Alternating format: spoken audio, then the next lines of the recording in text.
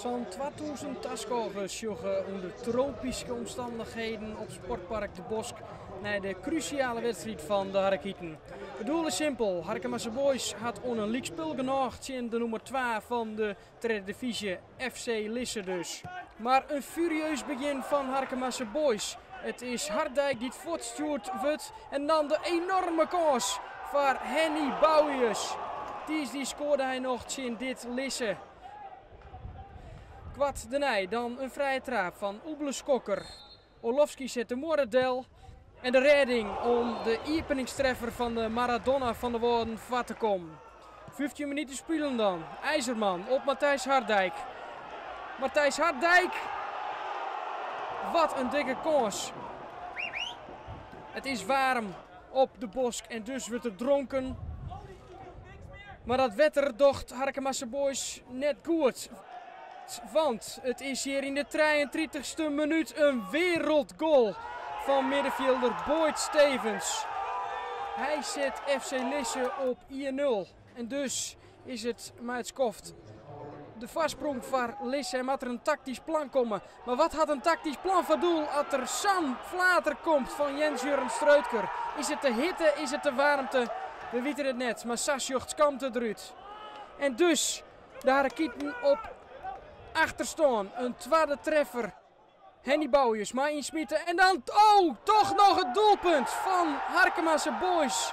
Klaas Cotanus mij de holle. En wat is hij, wie is mijn zien doelpunt? De man die het ek Oski neemt, Joert. Klaas Cotanus breekt Harkemasse Boys in de wedstrijd. Maar dan gaat het alsnog mis. Want hier is het Murat Unal. Hij mij vrij in zitten en dus is het treien in van Lisse. En dan is het oer en uit voor de Harkemasse Boys Hielendal als het hier echt nog in fjouwer wordt. FC Lisse promoveert en Harkemasse Boys stiet met lege handen. De allerlaatste wedstrijden en de grootste kansen van het hele seizoen hebben Joert Haan. Die gaan er net in. Ja, het is een 50-50 wedstrijd verleden week. Ik zie Lisse uit. Nou weer. Ja, het wie net echt verzinnen, maar ja, ze hadden daarin ze wel wonnen. Ze hadden kansen ze maken. En daar gaat het eigenlijk om in de wedstrijd. Hè? Dat wie de carrière bij Harkemasse Boys. 8 seizoenen lang. Ja, klopt. Een hele periode. En ja, ontzettend trots dat ik voor deze club hem mocht spelen. En ja, dat ik zoveel betekenen hem mocht voor de club. Ja, daar ben ik wel ontzettend trots op. Het gebeurt en ik denk dat het toch weer een teamprestatie is dat we in de na-competitie Safir kwamen binnen. En ja goed, het jaar er wel bij en het is jammer, maar ja, het is het oors. Wil Stoppest, waarom? Wat is de belangrijkste reden? De belangrijkste reden is dat ik wat ouder word, wat blessuregevoeliger word.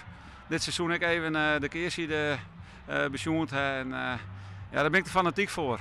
En, ja, dan gisteren was we nadenken en uiteindelijk ben er dan ook nog wat andere dingen die mij spelen waar ik wel besloten heb om naar dit hier afscheid te nemen.